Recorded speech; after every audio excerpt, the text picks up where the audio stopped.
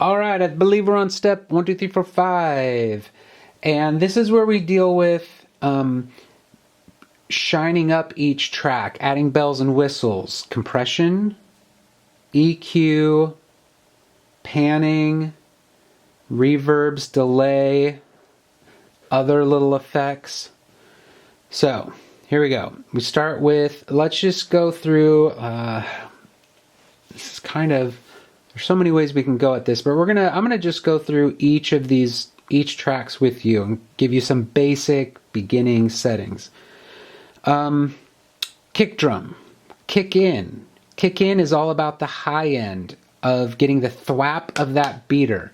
So in your channel strip, this is called a channel strip. All of the processing that happens on the kick in is on this channel. We're going to start with the EQ.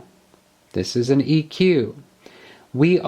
So these are low frequencies, low mids, mid frequencies, upper mids, and our highs.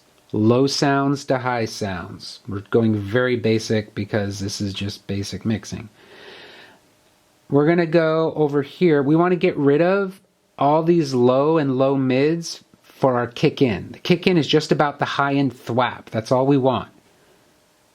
So I'm going to pull this up. If I solo out the kick in,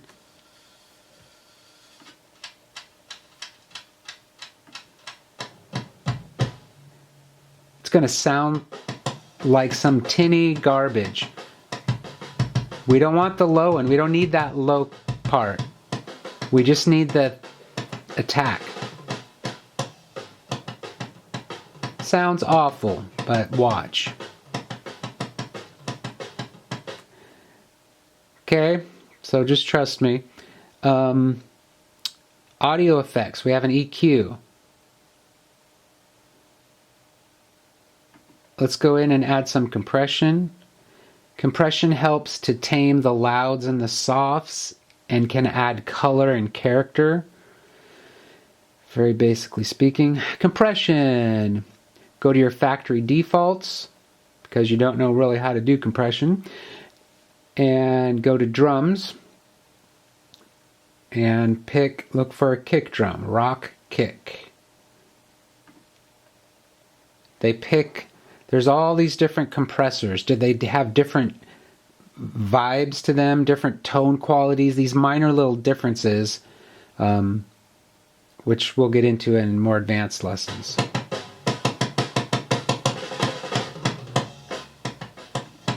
So what you need to know is this meter.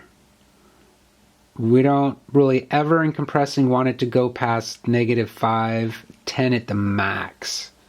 All right. You need to know your threshold. Basically, you're going to get in here, just going to play with it. You need to know the threshold is like when it starts to grab it. So the higher the threshold, the more it grabs.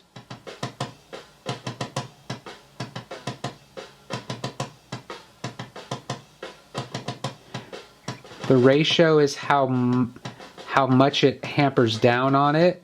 So if it's 1, it's just doing the compression a little bit.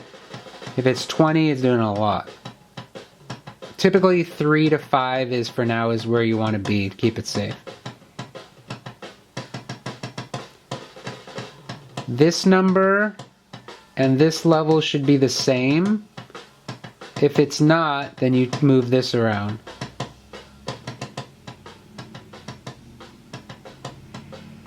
They should be basically the same.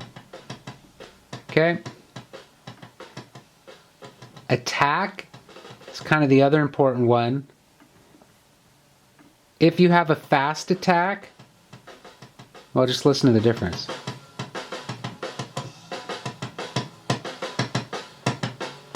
When I take the attack off, I get more of the hit of the beater or the hit of the guitar string.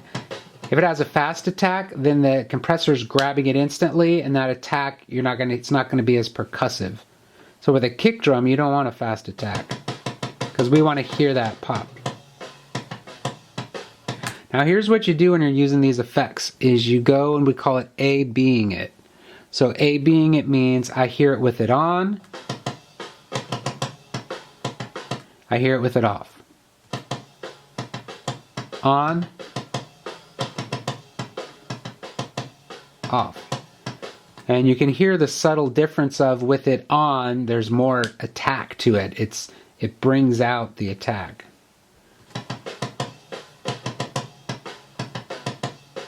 Okay.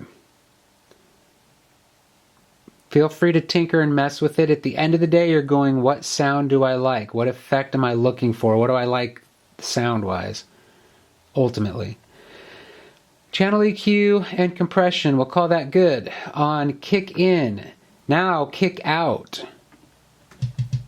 This is the one that gets the low end, gets the full spectrum of sound.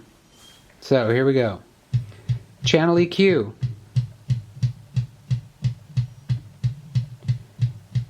You can see the little meter showing you all everything that's there. Okay, your basic general rule is in the world of audio and music, low mids and mids in here, this is where our low end builds up and you can get really muddy mixes. This is the muddy part of the frequency spectrum. So you got to be really careful because those low mids will build up and make it muddy. So kick drum, really what a cool thing to do is we want to get mud out of that. So I'm going to grab one of my EQs. I can go up, I can go down. I'm cutting. I'm taking out these frequencies, big or small. So I'm taking away these low mid frequencies about in there.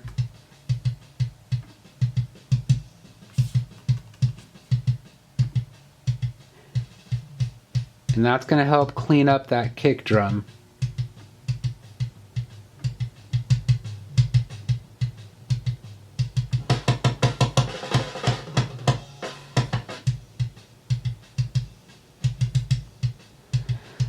I don't have very big speakers, so there's not a lot of bass response.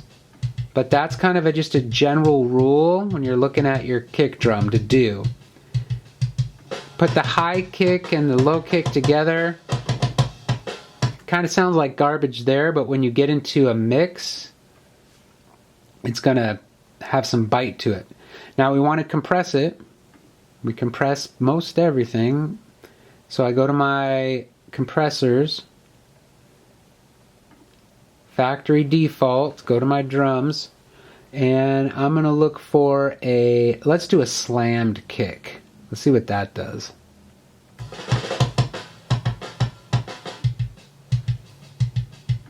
A, B it, try it with it on and off, see what you think.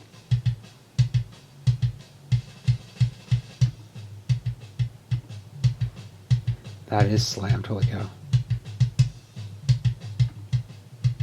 And again, you're not hearing huge differences, but it's this whole skill of mixing is you're making hundreds and hundreds of minor changes, little movements that when you get to the end of your mix and you turn all your effects off and then turn them on, you hear this big difference, hopefully for the better. So this is just giving us more punch because that ratio is super high. And this